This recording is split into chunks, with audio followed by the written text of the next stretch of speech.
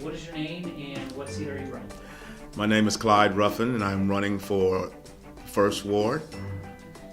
All right. Tell us a little bit about yourself and why you are running for city council. Well, as you know, I am the incumbent. I've been in this position for about a year and 11 months or so. I was elected to this position when the previous council person stepped down. Prior to that, I considered myself to be pretty much a social activist. I was engaged in the community. I was fortunate enough to be able to use my platform as a writer, director, artist, as public speaker to promote issues that were important to me.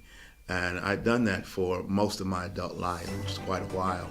But there comes a time in your life when I believe it's important to not just continue to knock on the door of injustice from the outside, but there's a season when it's appropriate to seek entrance into the room, find a seat at the table where the decisions are made. And the time that I've spent on the city council has given me the opportunity to understand, first of all, how the city government works, how things can get done. It has given me an opportunity to begin building relationships so that I believe that when I speak, my voice can be heard. And we're just at the beginning of that season, and I would like to continue because we've had a lot of things that we've started as a council, and I'd like to be around to see those things to become foundational in the way that we do business. Last year at the Mayor's Appreciation Breakfast, the Columbia Chamber released a local agenda that contained priorities for the year. What are your priorities and what do you want to accomplish? Well, there always be the ongoing issues of public safety. We are committed to not only increasing the number of police that we have and firemen, but also making sure that we take care of them emotionally and financially as well, so that their sense of well-being, their sense of connectedness, and their sense that they are valued and appreciated by the community will become consistent. But one of the things that we know is that these problems cannot be solved instantly, that it is an ongoing quest to acquire a sufficient number of police officers to maintain the equipment, to make sure that our fire equipment is maintained, and that we have a sufficient number of fire stations to address emergencies as they arise. This is something that we will always face as a community. But what's most important is that I remember when I was on the search committee for the new police chief, that there was an outcry for more community policing. And this is nothing new. We've been working on this issue for many, many years. The community wants community policing. Community policing costs money. And so what we're working on right now, which I would like to continue, is a shift in the cultural climate of our law enforcement, which is moving towards more fair and impartial policing, and also increasing the number of community-oriented policing, which will be targeted into specific areas of our city and hopefully eventually reach out into all areas of our city. And the First Ward, of course, there's always the ongoing issue of infrastructure. We have the oldest infrastructure in the city, and so it is an ongoing quest to address the needs as they arise. One of the things that some people don't think about is that there are issues and priorities that affect the quality of life for everyone. But then there are some issues that come up when you're on the city council that only impact primarily the life of one person. And you have to be in position and know how to respond to those issues. There was a person a resident on Benton Street who was concerned that there wasn't enough street lighting because she felt unsafe in her home because it was dark right across the street. No one else had complained but her. No one else had the issue but her. And so she called me, I met with her.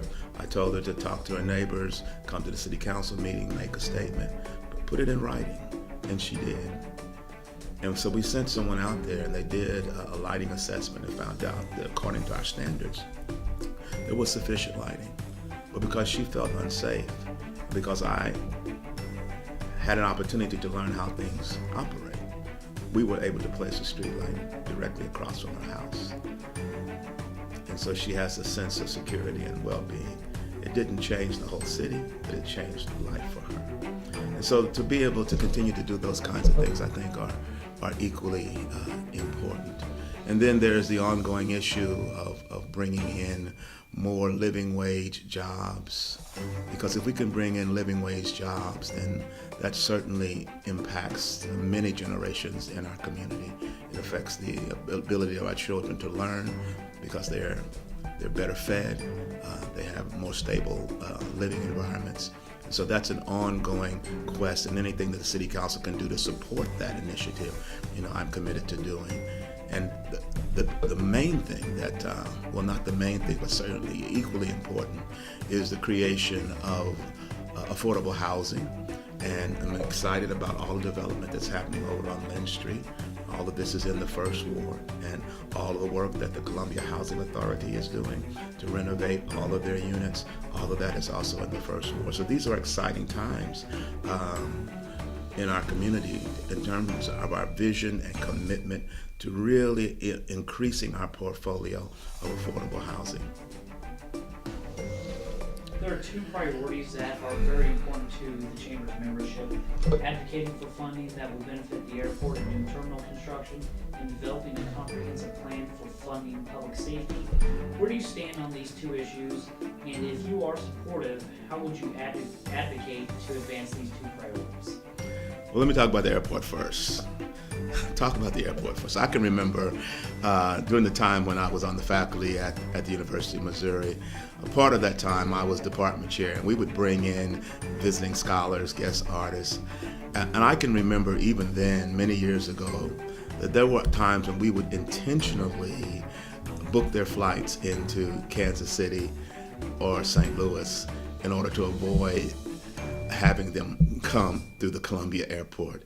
Because we realized even then that the first impression of the university, the first impression of our community, and ultimately the first impression of our department as guests, as the host, would be made when their plane landed. And we didn't want them to have that airport as their first impression. The past 2 years I've traveled with the Chamber of Commerce to comparable cities very much like Columbia, and we found that they have much better airports that are much more welcoming, and the impression you get is that the people in this community care about the community. They care about how they are able to host their guests, and there's a sense that of civic pride when you enter into an airport that is well appointed. But I think the most important thing about supporting the initiative for the airport is this. Not only is it an economic driver for our community, I think it has great potential to enhance our ability to meet some of our other needs in the community. But it is also important that we're able to accommodate our travelers with disabilities, which we are not able to do as efficiently and effectively as we should under the present circumstances. Whenever anyone is traveling with a significant disability, they are at a real disadvantage in our airport, and that has to be addressed. And so we are moving forward, and I'm excited about what's going to happen. And I've already spoken about public safety, and certainly anything that we can do whenever we go through the budget hearings each year. We look strategically at the budget. We look at every possible way that we can move funds, and there are not that many ways that it can be done, but we always look to see if we can squeeze out a few more positions. I'm excited about the fact that the city has been able to get the new COPS grant, which is going to add 4 officers to our community outreach unit, and we just continue to work on that problem year by year, decision by decision, until it's done. Tell us one thing the general public might not know of. Oh, we're there already. Well, the general public probably does not know that I assumed my first job, my first position as an assistant professor at Washington University in St. Louis when I was 23. I managed to graduate early 3 times. And the irony of this story is that when I went into the classroom as a 23-year-old, lo and behold, one of my students was someone I went to high school with, because there was only a 3-year age difference between us. And so I usually don't tell that because it seems like a chronic overachiever.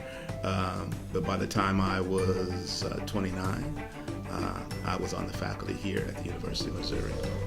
I commuted here for 2 years. I worked at both schools because I came to the University of Missouri in response to student protests. Students in the fine arts felt that they were not being adequately represented, that the culture was not reflected in the curriculum, that they were not, at the time, that they were not given equal opportunity to express themselves or be cast in plays. And so I was brought in as a consultant to work with those students for 2 years. And I commuted from St. Louis to here. At the end of those 2 years, I was offered a full-time position and came here at the age of 29 as an associate professor. And 8 years later, I was department chair. So I don't think the general public would know that. In closing, tell us why voters should support you. Well, I'm finding out as I'm going around knocking on doors in the first ward, trying to drum up some support for my reelection, that very few people are aware of how complex the first ward is. It includes certainly University of Missouri campus, the downtown district, the business loop.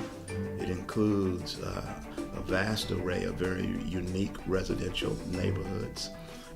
It also includes the mall. It includes more schools, public schools, than any of the other wards. It also has the issues of aging infrastructure and historic problems of crime and violent acts. But it also has history, because the Flat Branch Creek is in the heart of the first ward, which is where the city of Columbia was founded. It also has, particularly in the downtown area, many historic churches that are there. And it also has the most compact demographic of African Americans live in the first ward. So it is complex, it is challenging, and really I can say through no plan of my own, I feel that my life and my experience and the opportunities I've been given have afforded me a unique profile that empowers me to be able to connect with all of those diverse communities. I can certainly connect with the university, with the religious community, because I am a pastor also, certainly with the African American community. My children attended only schools in the first ward, and now my grandchildren are attending those same schools.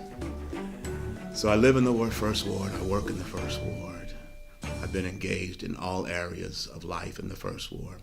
And I feel that I can build bridges between those diverse communities. And if I'm able to build bridges, it will certainly make Columbia a better place. And if not build bridges, I can certainly represent and speak to all of those areas. And I think that is a unique quality to have.